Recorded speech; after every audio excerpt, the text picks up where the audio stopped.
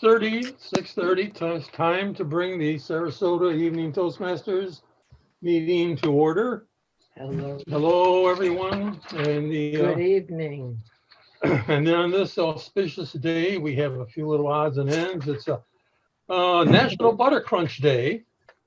It's National Cheese Lovers Day and National Disc Jockey Day.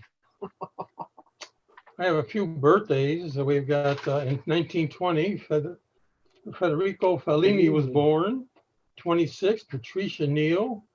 1896, George Burns. In 1930, Buzz Aldrin. And 72, Nikki Haley. A couple of events that happened this day. In 15, Barack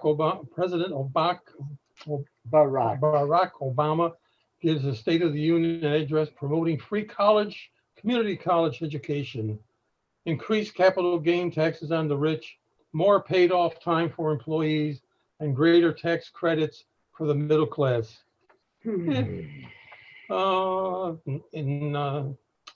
Scientists in 2011, scientists claimed that 2010 was the warmest year ever recorded, and the last decade the warmest ever recorded in 200 years. In 2009, Barack Obama inaugurated as the 44th President of the United States. In 2001, George W. Bush inaugurated as the 43rd President of the United States. In 98, Rock and Roll Hall of Fame inducts Mamas and the Papas and the Eagles. And in 1989, Ronald Reagan becomes the first president elected in a 0 year since 1840 to leave office alive. In 81, 52 Americans held hostage in Iran for 444 days are freed. And in 1980, President Jimmy Carter announces the U.S. boycott of the Olympics in Moscow. And at this time, with great excitement, I wish to introduce the Toastmaster in the evening. After a hard week of sharpening his drills, the one and only Robert McGuire. Take it away. Thank you, Sergeant at Arms Jim, for the insightful information about this inauguration day. It is a pleasure to be your Toastmaster, and my job is to MC this meeting. My job is also to introduce the different components of the meeting, as well as call for the time after our speakers have spoken. Now, I notice that one of our speakers is not here yet. We're hoping that he will pop in soon. The theme I chose for this evening is called To Live, to Love, to Learn, and Leave a Legacy. This is a quote by the famous author Stephen Covey, who wrote a book. He wrote a few books, but one of the most popular ones is The 7 Habits of Highly Effective People. And to live, to love, to learn, and leave a legacy is talking about the 4 dimensions of fulfillment. I thought of this after Dan's insightful theme last week, where he talked about the 4 virtues of Ben Franklin. Do you remember them? Wisdom, temperance, courage, and justice. What led me to think about this, what led me to this theme is, as Toastmasters, we're striving to communicate, we're striving to become better communicators, to improve our speaking skills. And as we participate in different roles, we're improving our leadership skills. We're learning to speak more clearly. We're learning to run better meetings. Essentially, we're becoming better leaders, and we are becoming people of influence. We are becoming people who persuade. And there's a lot of responsibility that goes along with that. And so that led me back, as I mentioned, to Dan's 4 virtues. So as we go through the meeting tonight, I will be talking about the 4 human dimensions: to live, to love, to learn, and to leave a legacy. So, having said that, I would like to please call on Erin Silk, who will bring us the word of the day. Erin, please. Well, thank you, Mr. Toastmaster. I am just hoping that Edward might share my slide so I can give you all the word of the day.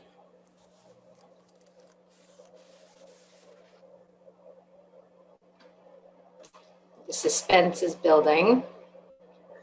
We're doing this on purpose. Are you sharing or am I sharing? There we go. Okay.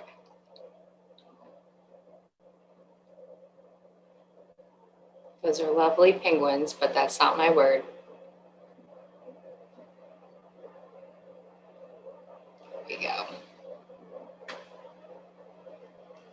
All right, thank you very much. So the word of the day today is synergy. Synergy is a noun, and it means to interact or cooperate,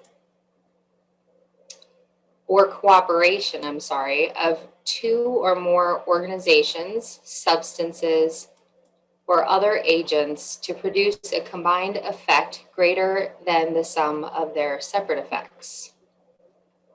And a couple sentences to help you better understand synergy. Together, we can create the synergy needed to provide the best opportunities for success. A synergistic relationship occurs when 2 people create a greater contribution together than they would independently. And lastly, the agreement exploits the natural synergy between the 2 companies. So as part of my responsibilities this evening, I will be keeping track of the usage of the word synergy this evening. Thank you. Back to you, Mr. Toastmaster. Thank you, Erin, for that word, synergy.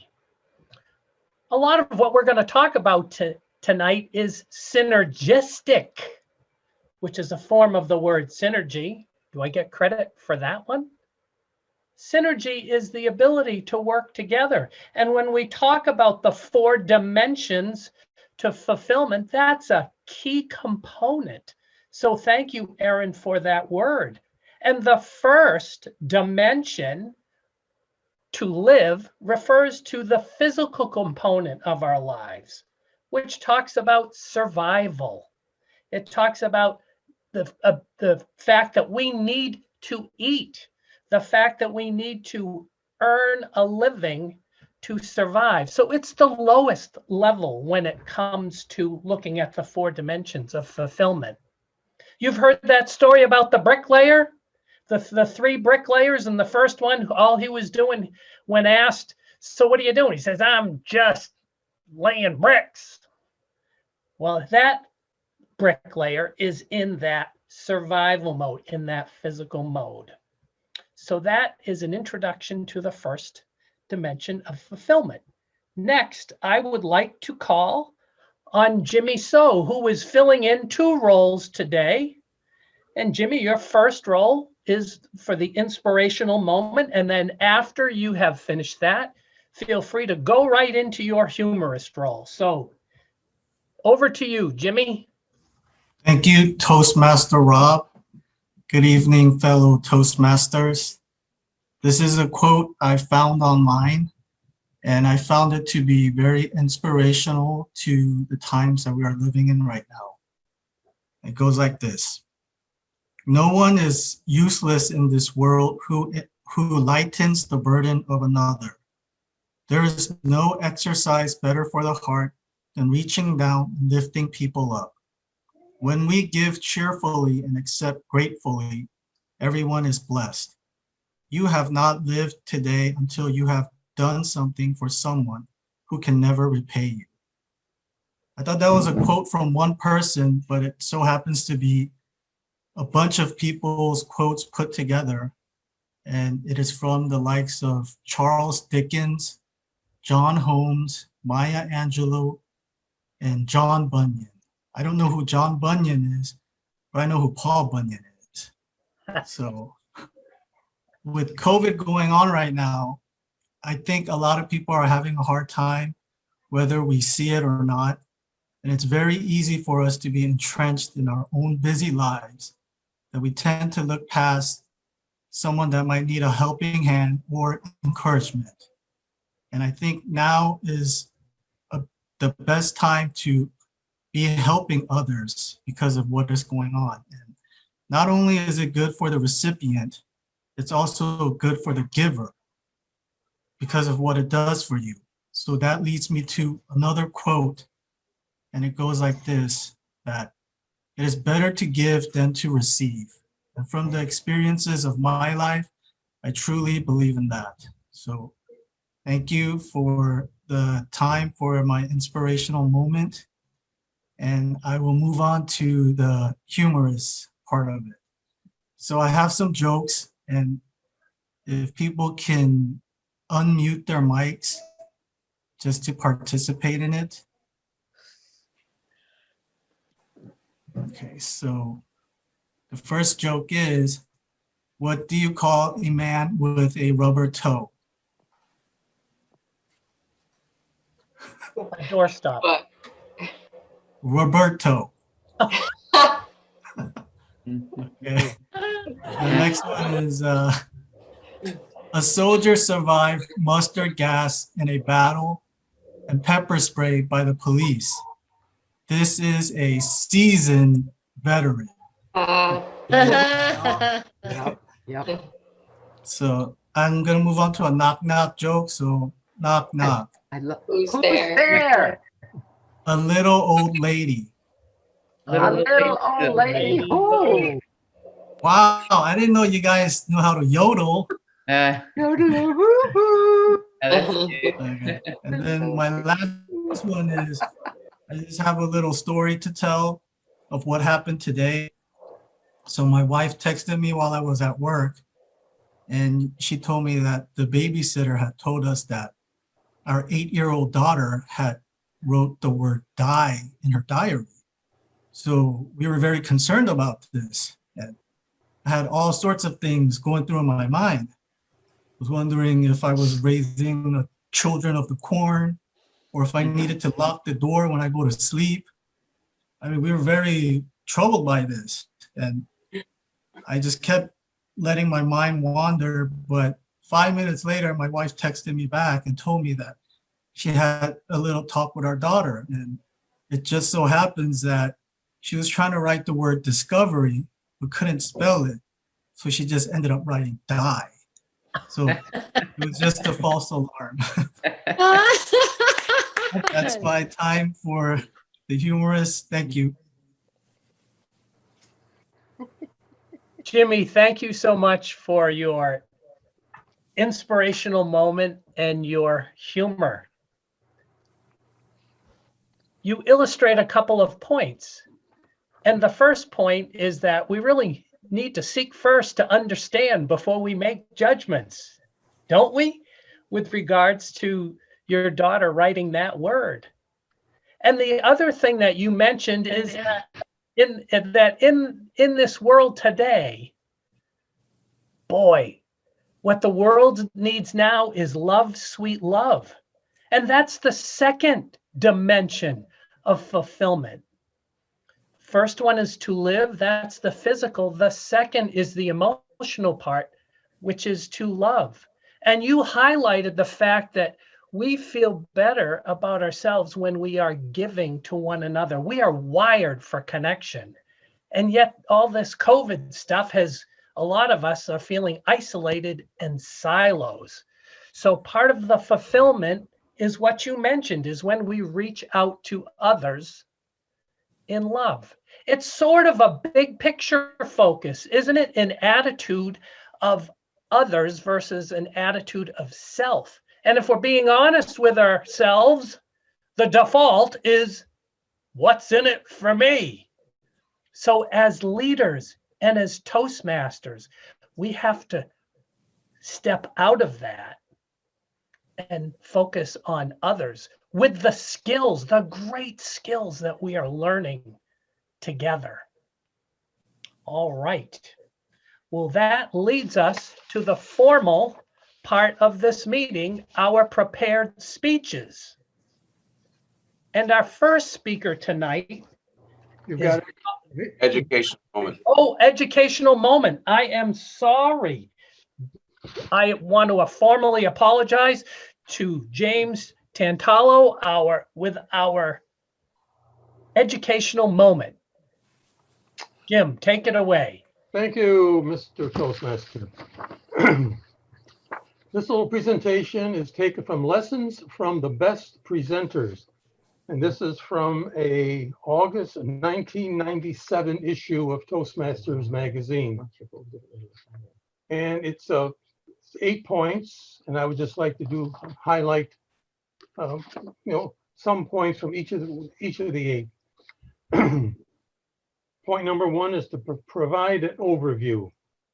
Today, I will cover 3 points. My talk will answer these 4 questions. The overview provides the audience with a roadmap of where you're going and the stops you will make along the way. It also tells the audience how to sort and store that information. Lesson number 2, have enthusiasm. Think of the words you have uttered with passion and enthusiasm.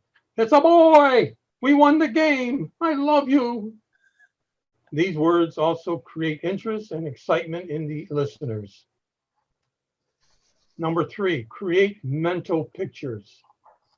Pictures allow the audience to see the idea as well as hear it described, making them more likely to stay tuned. Use words or phrases that create vivid mental pictures. Stories and anecdotes also create pictures. 4, say it again, Sam. In writing, repeating the ideas is redundant. However, in a speech, repetition is desired to emphasize key points. Number 5, use single words. Let's be realistic. People have short attention spans and their minds wander, but their attention can be summed back up when it is especially important for you to have it. So here are some typical single words to use. The most important point to remember is, listen carefully to these instructions. If you don't remember anything, remember this. And make eye contact.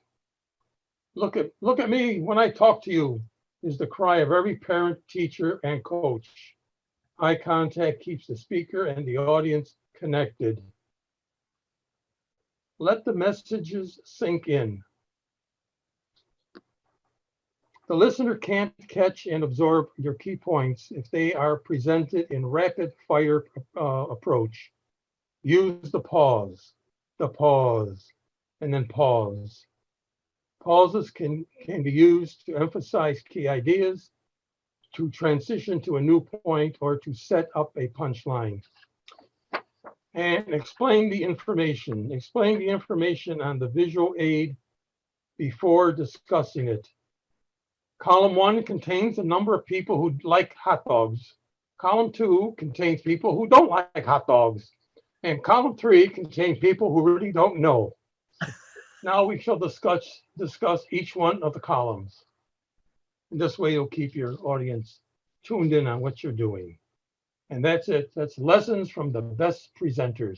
Mr. Toastmaster. Thank you, Jim, for that educational moment. A great reminder to us as we are preparing our speeches to give a summary at the beginning of what we're going to talk about. So thank you for that, Jim. Now, Jim, you are also our timer this evening. and we have come to the point in the meeting where we are going to have our prepared speeches.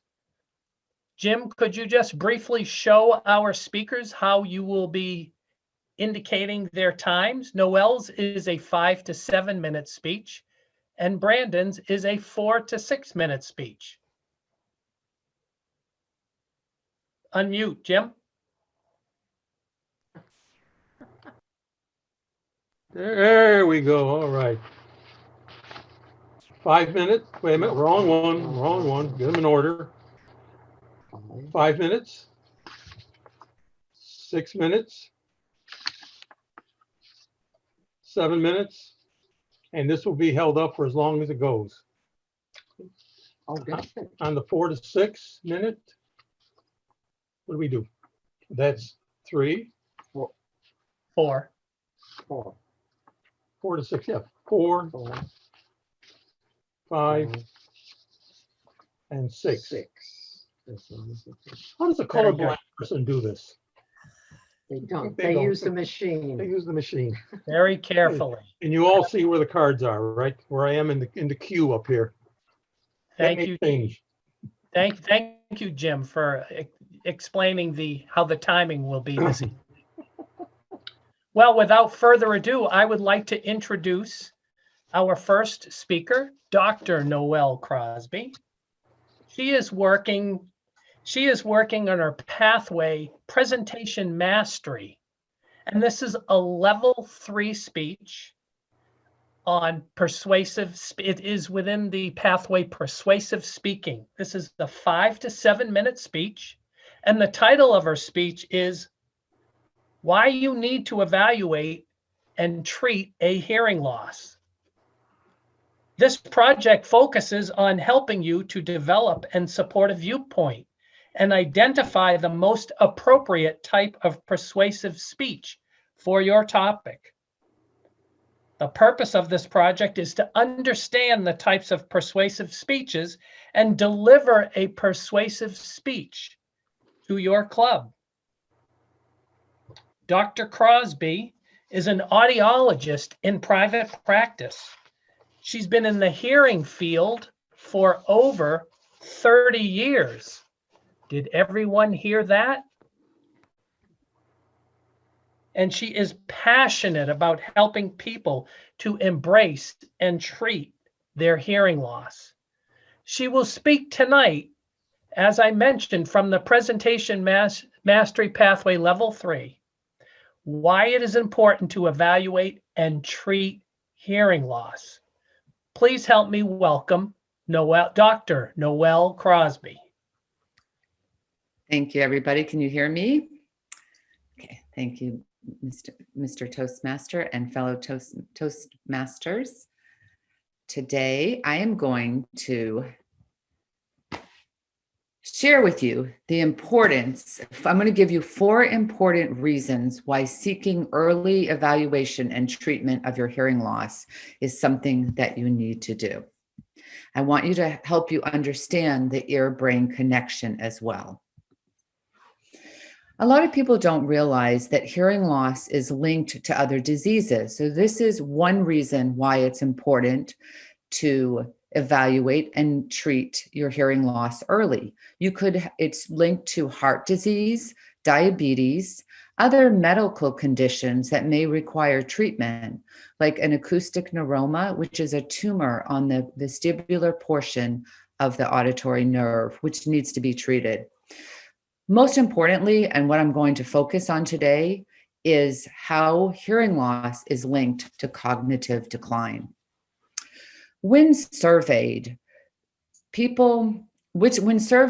regarding different diseases and which diseases are most worrisome, the majority of people were most worried about Alzheimer's disease. I'm sure many of you have known people or had family members that had suffered from Alzheimer's disease, and you see how it destroys the quality of life, the relationships for the family and the person themselves. So people are very worried about this disease and they want to prevent it. So I know for myself, if there was a way for me to prevent that, I sure would. You might be asking me now, how hearing health is connected to brain health. And why am I talking about this?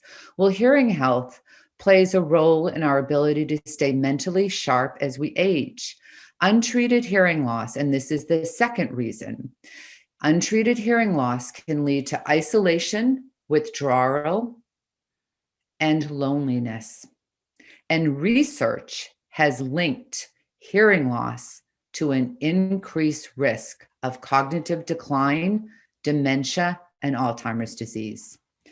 Research has also demonstrated that adults with hearing loss are significantly more likely to develop dementia over time than those that retain their hearing. In a study that was done called the Lancet study, they looked at all different reasons for cognitive decline, including different diseases and different states and different conditions. And I have to tell you, hold on to your seats. In this study, hearing impairment was determined to be the number one modifiable risk for cognitive decline when identified and addressed in midlife.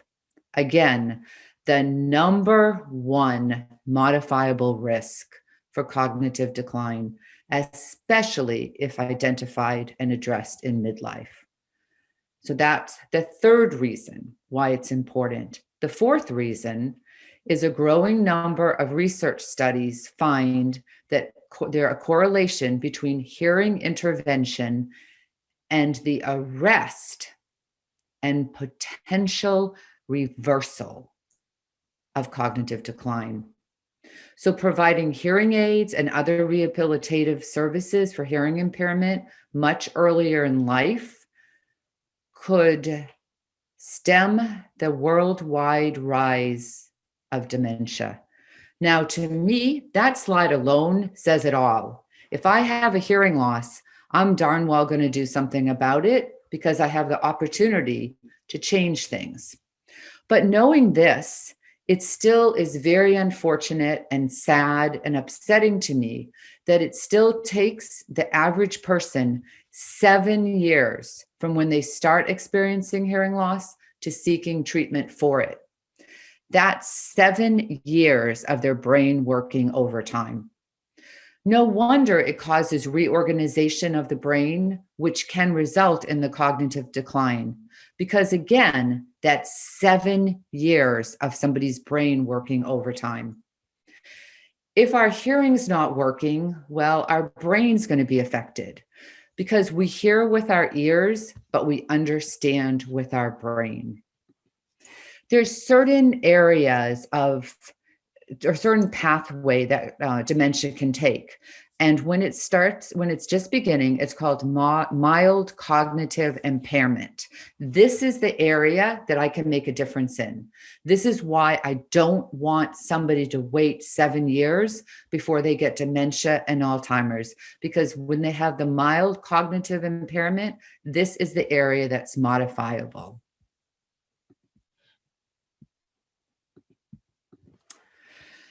But again, what are some of the reasons why people wait to treat hearing loss? Well, I hear hearing aids don't work. I have friends who say they don't work. Well, that person probably isn't wearing their hearing aid. I always tell my patients, if you don't wear your hearing aid, it's not going to work for you. You have to wear it all the time. And hearing aids are actually little mini computers that work amazingly well and can be connected to phones and other devices. Another reason would be hearing aids make me feel old. Many younger people have hearing loss. You're old, you're going to feel old, but a hearing loss is noticed more than a hearing aid. The other reason I hear is hearing aids cost too much. Yes, hearing aids can be expensive, but they can make a huge difference in your life. You may be able to finance them or lease them. You may also have a benefit or a discount plan that will help you purchase them. And if you break it down, it really is less than a cup of coffee a day for a well-fit, high-quality hearing aid. So those really aren't good reasons at all in my mind. So I would say that the 4 reasons why you need to seek early treatment and evaluation of your hearing is reason number 1, hearing loss is linked to different diseases that need to be treated early.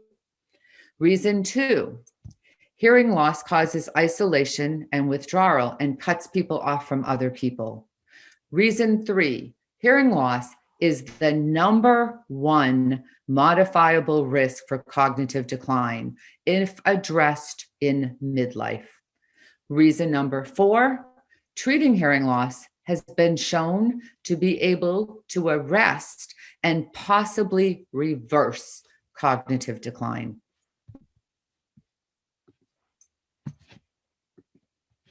So, in closing, what I want to leave with you is a question you should ask yourself. The question is not why should you seek early evaluation and treatment for your hearing loss, but the true question is why would you not? Thank you very much, Mr. Toastmaster and fellow Toastmasters. I don't know about everybody else, but after that speech, I'm going to make an appointment with my audiologist. Noel, thank you so much for that. I'd like us in the private chat, please, to send some words of encouragement or some feedback to Noel. And so, Mr. Timer, if we could have 1 minute on the clock. While you're doing that, this is a great, Noel's speech was the perfect segue into the 3rd dimension of fulfillment, the 3rd human dimension, which is to learn. We talked about to live, the physical aspect, to love, the emotional aspect, and to learn is the mental aspect. And in her speech, Noel said that hearing loss is the number 1 modifiable cognitive risk that can affect our mental abilities and cause brain adaptation. That got my attention. But we all know as we get older, if you don't use it, you lose it. So the mental aspect of our being is the 3rd important human dimension of fulfillment. Thank you, Mr. Timer, for letting us know. Next, we have our 2nd speaker, and I have the pleasure of introducing Brandon Comunis. Brandon is working on his pathway. Brandon, you're switching pathways. He took advantage of a new pathway and he's going to start that one. It's called Motivational Strategies. And this is his level 1. This is his icebreaker speech, a 4 to 6 minute speech. And the title of his speech, it's an intriguing title called Sword in the Stone. And so Brandon has taken advantage of that Toastmasters gift of that extra pathway. And tonight, he is going to talk with us.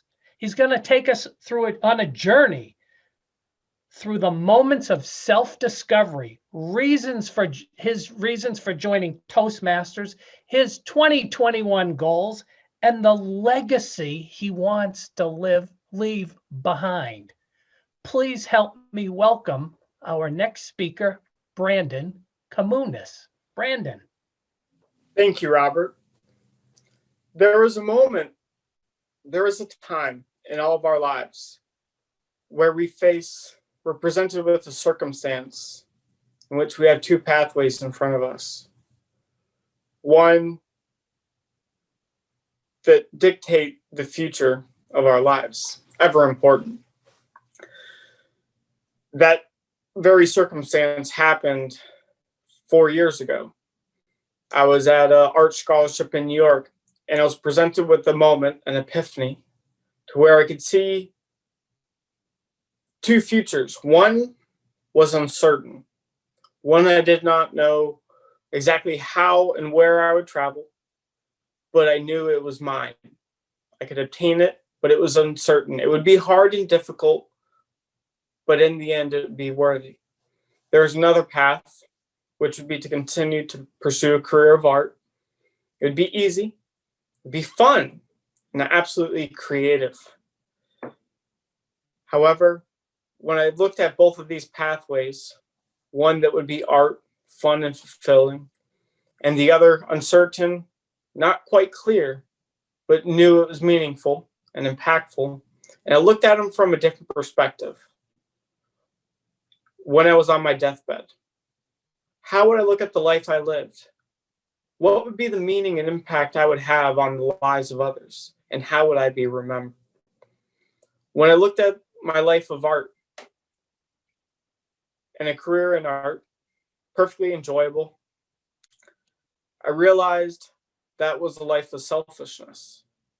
Because in that aspect, everything I was doing and all the people around me would be happy. It was for myself. Whereas a path quite unknown, but certain impactful, would create a change. And what was the fundamental thing I wanted?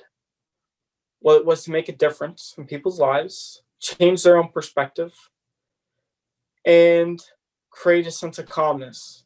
Although they would be able to see that in my artwork, pique curiosity. The translation could and might as well be misunderstood. And so in order to get a clear communication across, what's better than actually communicating it verbally?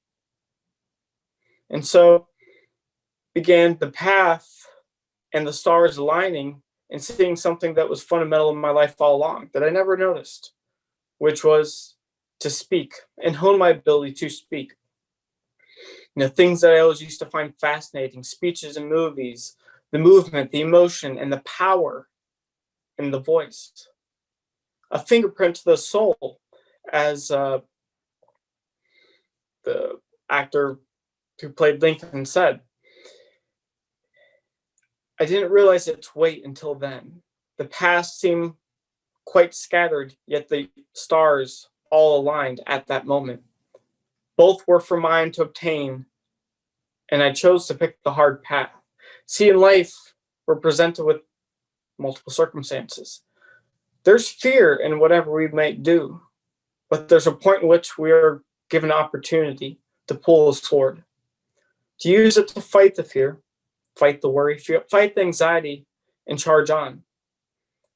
And so 4 years ago, I did take on that journey. Went through some treacherous times with school, and I joined Toastmasters as a result to help hone my ability to communicate. Although I didn't know its exact importance and impact on my life at that time, I knew its weight in the future would be worthy. And so now coming into 2021, what is the future? And what do I gain and stand to align with this motivational strategies? It is to start a YouTube channel and begin to impact, uplift, and inspire millions of lives. That was a core principle I wanted to pursue, whether in art or this unknown future, was to uplift, inspire, and touch millions of lives. I knew I could touch with art, but with word, you can impact many more. And so every day, as I continue to pursue Toastmasters and this motivational strategies, I will also pursue my YouTube channel, Sculpting Mindfulness. But the most important thing beyond all that is to make each day's mission to touch just one life before you close your eyes tonight, all while holding an unwavering belief that time for a legacy is on your side. Thank you so much. Have a great day.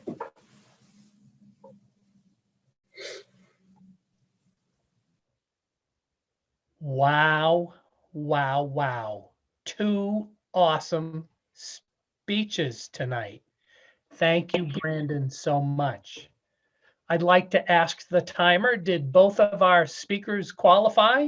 Both speakers qualified, and now you need 2 minutes for Yes. voting and for comments. Yes, so please send some love and feedback to Brandon in the chat.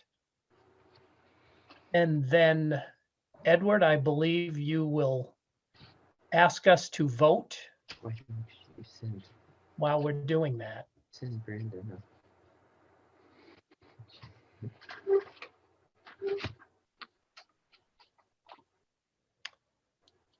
The segues into the theme tonight are incredible. I started talking off about the physical dimension, to live. And then I talked about love, the emotional connection that's so important for each one of us. And then I talked about to learn, the mental connection. And Noel spoke on the cognitive changes that can hear from hearing loss. And so keeping ourselves active mentally is so important. And then the 4th dimension is to leave a legacy. And Brandon just segued into that.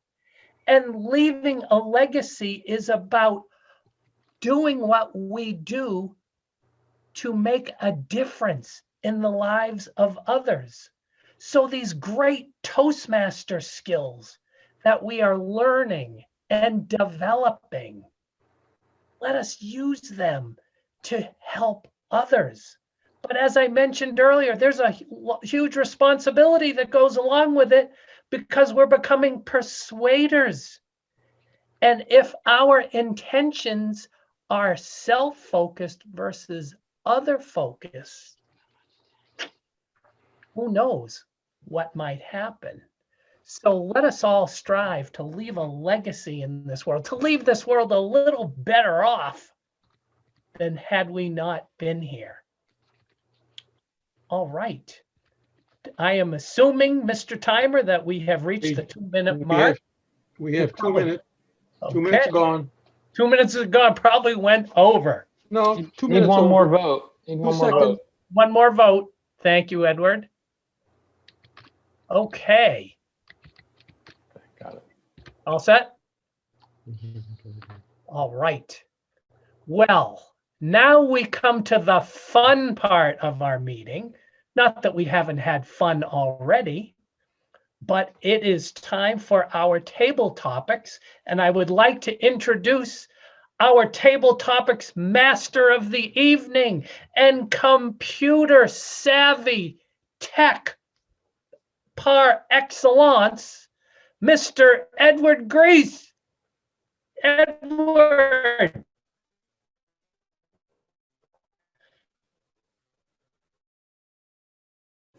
Mute, Edward. Okay. My screen froze. Okay, I got it now. All right.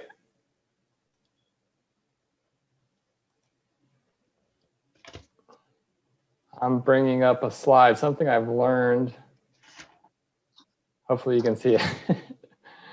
I learned this at TLI. Can you see the slides? Yes. Okay, great. So this was a little trick I learned at TLI to use synergy, right? To combine myself with the PowerPoint presentation. Hopefully it won't be distracting and you can read the heading of the question. I often notice that when we do table topics, sometimes people talk and then they forget the question they were asked.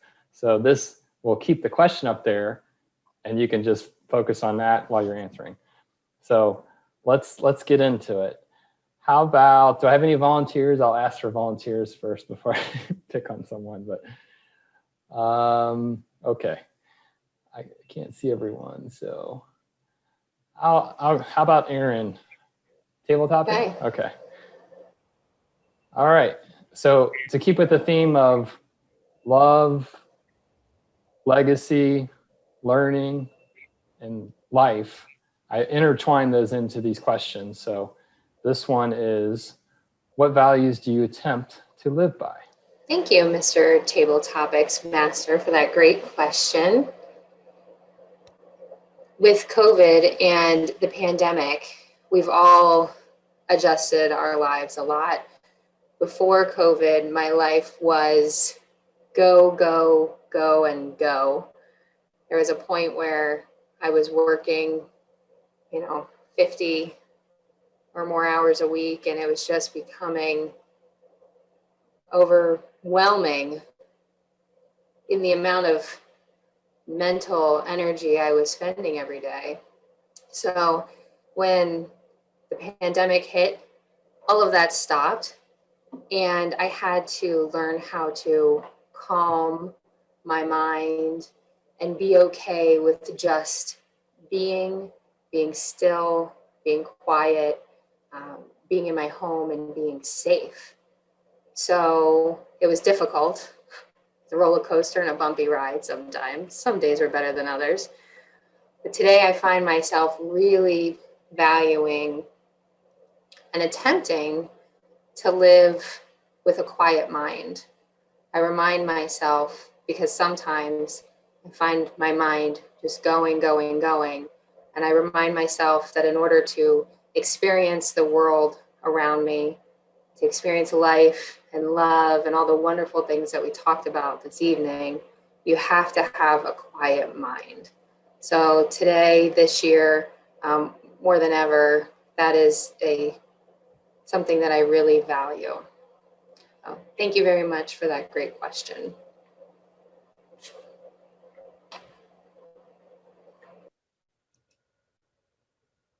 May I just step in? Were you able to see the timer, Erin? I was, yes. Okay.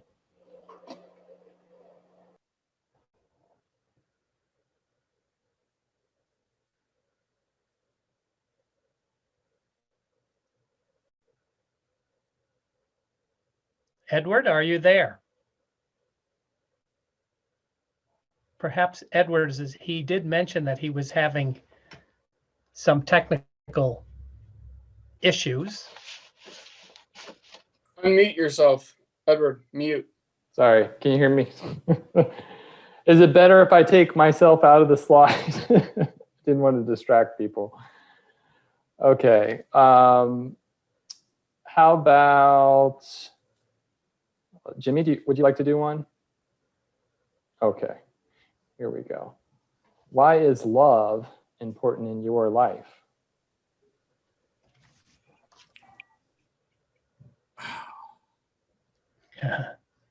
It's a simple and very difficult question.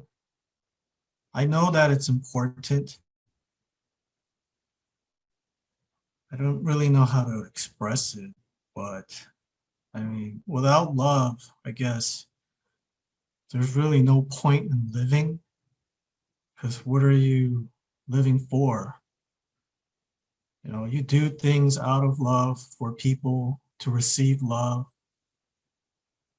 And I guess that's one of the most important things that you can give and receive without any kind of monetary value, something that you can't force on others. And if someone is willing to love you, I think you should cherish it as much as you can. Because if that person is very important and they stop loving you one day, I think you'll really feel what a loveless life is going to be like. And when having a wife and kids, you know, that's just the meaning of love. And without that, it's hard to raise and be a part of a family. So I think it's the people around me that make love important. Thank you, Table Topics Master. Thank you, Jimmy. Great answer. Okay. Any other volunteers? Or May, are you available for table topics? Would you like to do one?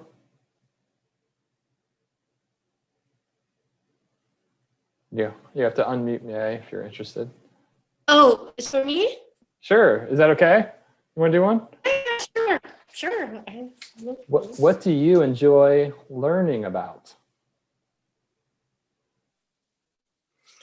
What do I enjoy learning about? That's a very broad question. And simple answer and the quick answer is I was lucky that I had, I would say primarily the father I had, because my father's nickname was a walking encyclopedia.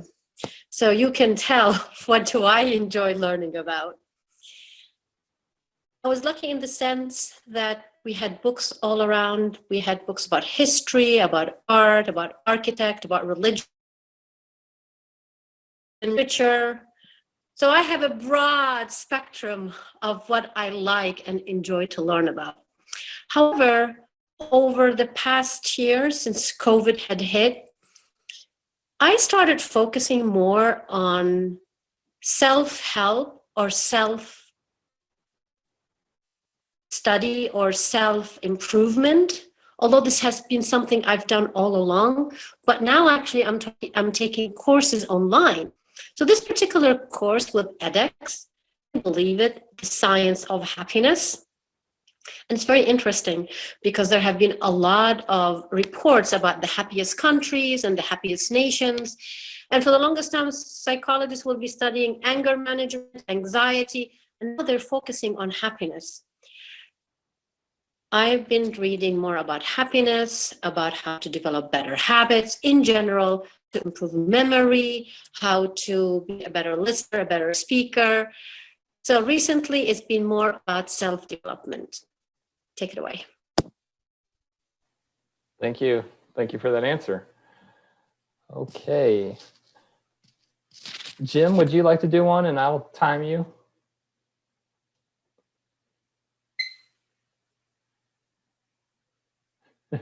If you're interested, you have to unmute. Okay, I'll give it a whirl.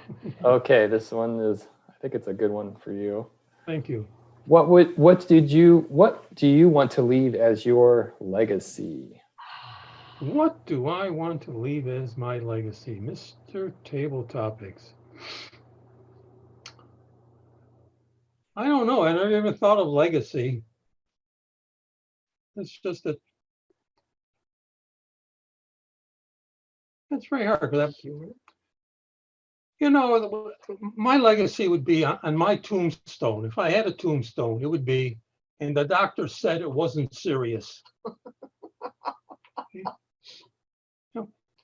Life is basically, it's a joke.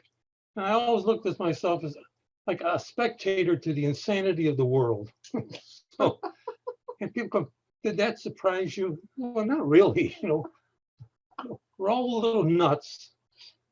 And some nuts are on a higher level of nuts than the lower level of nuts. But we're all kind of nuts. And if the squirrels were big enough, they'd be carrying us off to their larder to give to their children to eat, which is probably something very good would come with us.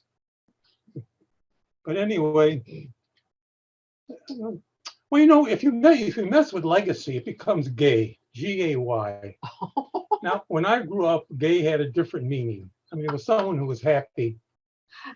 And I told Rosemary, if I'm ever laid out in a casket and for viewing, I want you to have a big pot of coffee and Cougans and desserts at the end of the coffin, and let everybody come in and play. Well, that time would be, you know, Sid Caesar, comedy, play comedy, because I'm either going to a better place or a worse place. We won't know too many centuries later. Okay, that's legacy. Thank you very much, Mr. Table Topics. Thank you, Jim. Entertaining as always. Never disappoint. Any, are we doing okay on time? I guess we could do some more. Okay. I'll have to go to the people that have pretty good roles. Brandon, you seem you're warmed up from your speech, so how about diving into one of these? All right. What are your strategies to live a good life? Good question. Thank you, Table Topics Master, for a wonderful question. And what are the strategies to live a good life? I believe we should put a currency or an importance on impacting people. Because if you put an emphasis on monetary, it doesn't last long. It's a quick dullness, the inevitable dullness of a quick monetary high will arise. But when you inspire, touch, and uplift somebody, that inspires not one but two lights. It sparks an importance not only in yourself but in the other person. And doing so is a currency that stands the test of time. I mean, we still call Lincoln, we still say Martin Luther King, we still say all these infamous names of people who've impacted and changed the world. And so to live a good life, I believe, make an effort to inspire somebody, make an effort to touch somebody, make an effort to be there for somebody, and don't allow the current world conditions, your personal problems to dictate your inability to help somebody and reach out. Whether it's just an ear or a voice reasoning, make an effort, because somebody is always going through something more difficult than you, and there's always a lesson to be had from something that you went through that they might need. So to live a good life, take every moment as a special opportunity to live, and treasure every moment, every second, be mindful and aware, and make an opportunity to inspire others. Thank you, Edward, for such a wonderful question. That's a wonderful answer, and good strategies for the rest of us to live by. Okay, you're into general evaluator time now. Okay, well, we're done. We'll wrap it up there. Thank you, everyone, for participating. I was just trying out the PowerPoint, so I don't know if we keep it, but it was just something new I learned, and I wanted to share it. So thank you for letting me do that. Let's go back to the main screen. And I will pass it back to the Toastmaster. Oh, that'll work. That'll work. Sure. Wow, such a lot of good insights shared tonight. Are you fired up about this meeting? Oh my goodness. Okay, Gracious. you want to vote for the table topics? Could we do that? Did everyone qualify? Everybody qualified. Okay, let's do that. It will just take me a minute to edit the list here that I have in front of me. Okay. So remember the 4 dimensions for fulfillment: to live, to love, to learn, and leave a legacy. That's the spiritual part of things. And you know, sometimes we don't realize that we are leaving a legacy in somebody's life. Like sharing humor with people brightens up everybody's life. That's leaving a legacy. I won't mention any names. However, we do have a Toastmaster here who I know brightens up all our lives with the gift of humor. So I will stop right there. We'll vote for the best table topics. Is everybody on that list? Yes, it is. Okay. Need one more vote, please.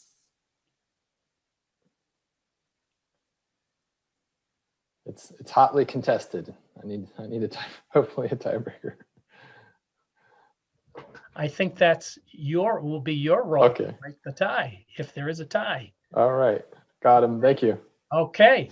at this point, I would like to turn this part of the meeting over to our general evaluator who stepped in. This is the first time you are doing this role. You are brave. You are awesome. Take it away, Miss General Evaluator, Precious Joy. Thank you so much, Mr. Toastmaster. And first of all, thank you everyone for the great synergy of the program tonight. Woo. So, Mr. Toastmaster, fellow Toastmasters, this is the evaluation portion of our meeting. And first, we will hear speech evaluators give evaluations of today's prepared speeches. Then I will give my general evaluation of the overall meeting. Each speech evaluator will speak for 2 to 3 minutes. Our first evaluator is Dan Fila DTM evaluating Dr. Noel Crosby's speech, Why You Need to Evaluate and Treat Hearing Loss. Please help me welcome Dan Fila DTM. Madam General Evaluator, fellow Toastmasters, and Noel. Noel is doing a persuasive speech from the third level of the pathways in presentation mastery. She was clearly intending to persuade us. I think that was easy to tell. She wanted us to pay attention to our hearing. I would have to compliment on a couple of things. One, she had the information on the agenda and an introduction, which made it easy for the Toastmaster and myself. Two, she got on early to share her slides, to work through the technical difficulties of it. Showed a little commitment to presentations. Always good when you're trying a new technology. Number three, that didn't work. So she was flexible. She had time to adjust to presentation without the slides. The hand use, I thought, was pretty good. The gestures are challenging on our environment. About halfway through, she started to come alive, Noel, with the hands. One particular time, it was some research, and you said to me, the hands came up on the screen, and I thought, wow, what a great emphasis there. So I would use that more, and you can practice more. I know that you're used to giving us probably with the slides, but just doing a video of yourself, I think they add a lot. The other thing that would add a lot is just smiling. You smiled one time during the thing. It's just said that people hate to be sold, but they love to buy. And I think if you'd smile more during the presentation, it would help, because it really had an effect on me when you did smile. It was something about like, yeah, the hearing aid doesn't work because you don't use it. I thought it was funny. The ear-brain picture, I know you probably had it all set up to on the slides, because some of this stuff was pretty technical. But you could even have something like as simple as this to show, like the connection. It could be a lot more detail, but something to help my brain, because it was a little technical. The timing, you wanted me to check your timing. I think 1 point. Make sure you pause after your technical points. You went through the first 4 a little speedily, and if you would have just paused at the end of each point, I think it would help me absorb it. And I also suggest maybe looking at a ring light behind your screen. You're a little dark in there. A lamp or something behind. Just experiment with it. And the beauty of this, you can check it out on video to see if it's making a difference. What I really liked at the end, you did the 4 things: the disease, the isolation, the prevention, and the arrest and reversal of cognitive decline. Across. And I'm probably in Rob boat. I need to go and get my hearing checked. Madam General Evaluator. Thank you so much, Mr. Dan Fila. And for our second evaluator is Rosemary Tantalo evaluating Brandon Comunis' speech, Sword in Stone. Please help me welcome Rosemary Tantalo.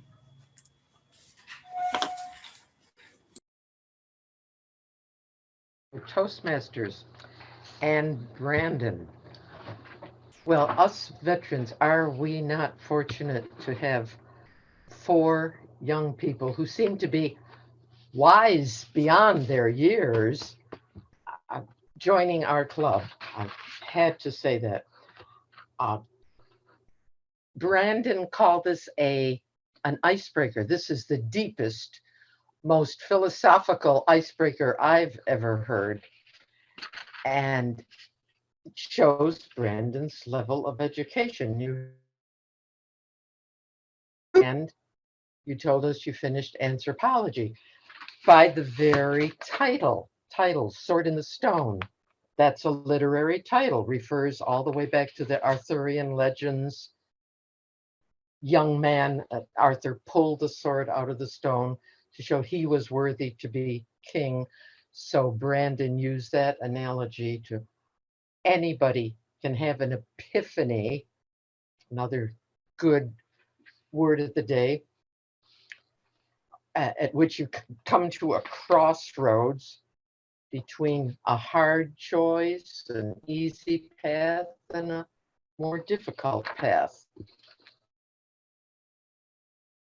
And of course, there's fear in pulling the sword out of the stone. Risk is always fearful. You don't know how it's going to come out. And by the way, did Rob and Brandon get together and compare notes? I mean, it's like your theme tonight, Brandon. Almost every Toastmaster meeting, doesn't it? There are no coincidences. Brandon talked about love.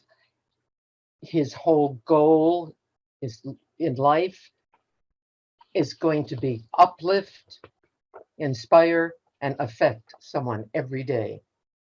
Every day. And in that, leave a legacy.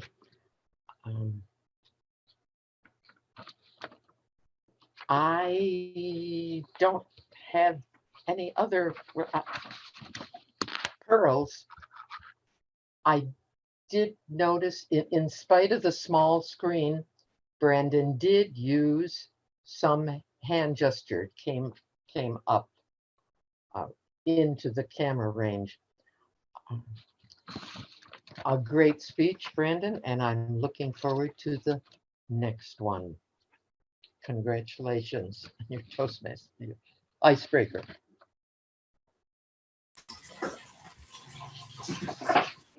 Thank you so much, Rosemary. And for our grammarian and accounter, please help me welcome May Gali DTM. Thank you, precious Joy. It's a very good club here you have. You have few ahs, few so's, and few ands. But of course, the speakers who spoke longer had few of them more and extra. This is a general feedback. I also liked, if you would allow me, if I have time, the use of words and expressions. I wrote them down, and do I have like a minute at least to run through them? I just like them. Temperance. You have 1 minute. Oh, okay, good. I'm listening to the time. I'm watching the timing. 4 human dimensions. I like that. Exploits. Give cheerfully and accept gratefully. Look past something. Seasoned. Troubled. Letting my mind wander. False alarm. Create a mental picture. Vivid. Tuned. Modifiable risk. Cognitive decline. Arrest. Potential. Seeking treatment. Impairment. Epiphany. Impact. Impactful. Fundamental. The stars are aligned. Fingerprint to the soul. Multiple circumstances charged on uplift and sculpting mindfulness. Sparks. Wise beyond their years. And crossroads.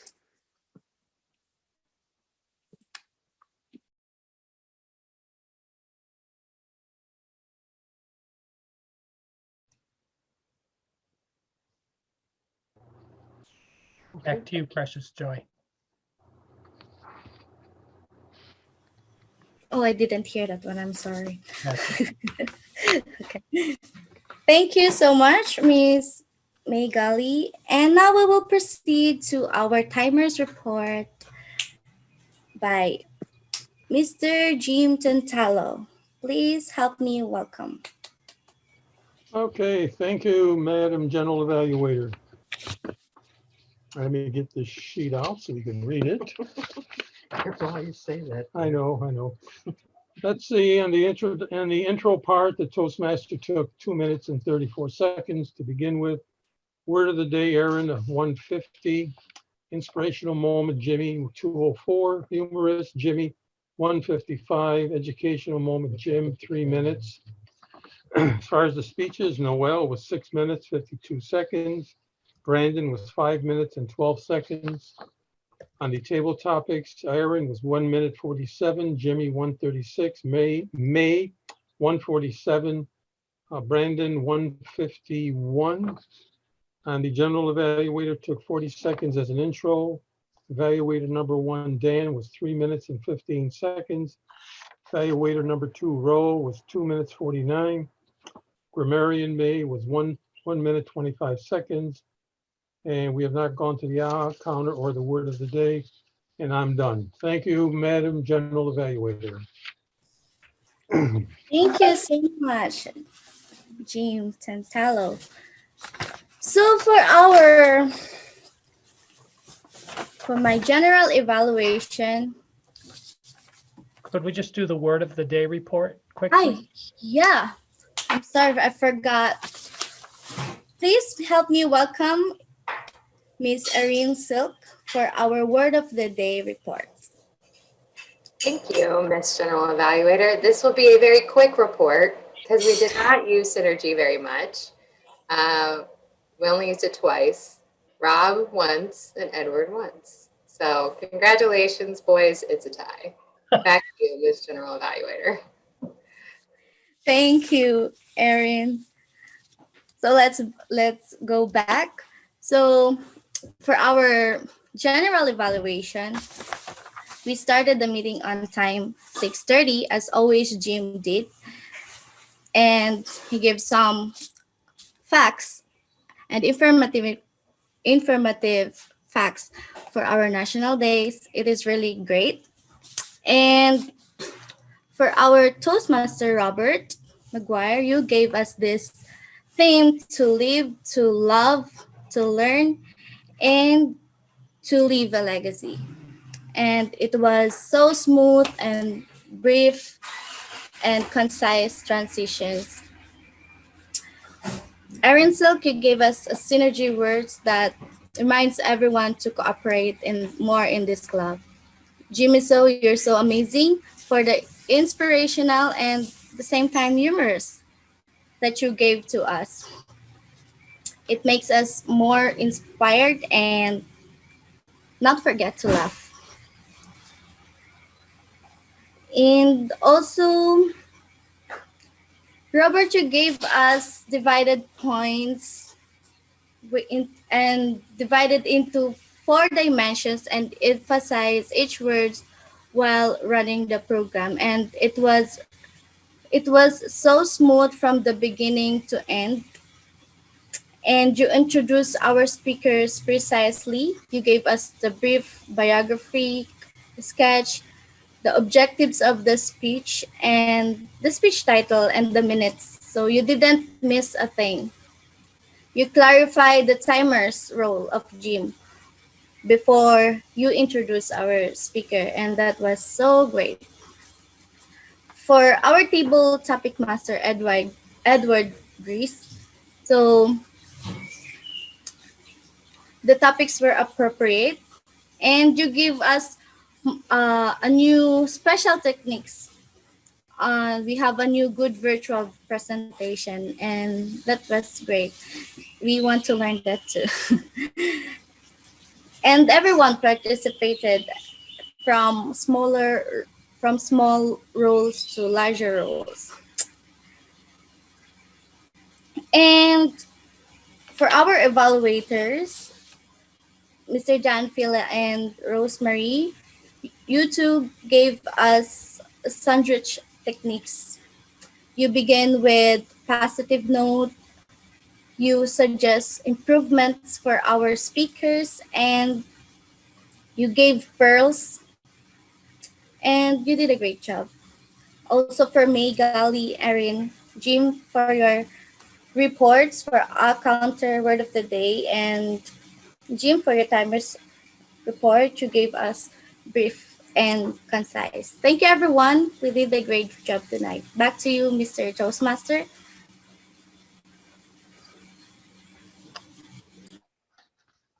Thank you, Madam General Evaluator, for a very detailed summary of our meeting. Your maiden voyage, your debut was wonderful. Thank you for that complete report. I'll call on Edward now to please, so that we could vote for our best evaluator.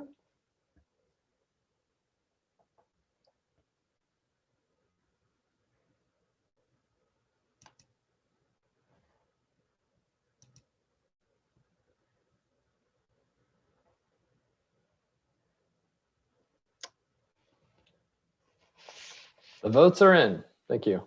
Thank you very much. What a terrific meeting. I come away from Toastmasters meetings. Well, I eat dinner first, so that fills the to live part, the physical aspect. But the emotional aspect, to love, to learn, the mental aspect, and then to leave a legacy. Toastmasters hits it out of the park, doesn't it? How blessed we should all feel to be part of Club 6026. Let's hear it for this club. Wow.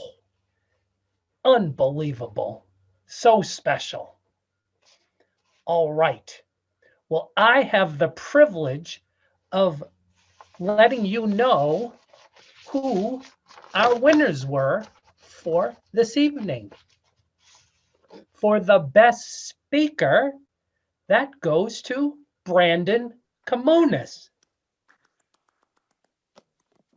The best table topic of the evening was Jim Tantalo. And the best evaluator, drum roll please, Precious Joy. So thank you so much for a wonderful meeting where everybody contributed. And remember, as you go about your life, to live, to love, to learn, and to leave a legacy. And with that, I will conclude our meeting and turn it over to our president, Mr. Dan Phila, DTM. Thank you. Great job, Toastmaster Rob. Before we do the agenda for next week, I'd like to point out a couple things. Let's recognize Noel Crosby and Edward Grace.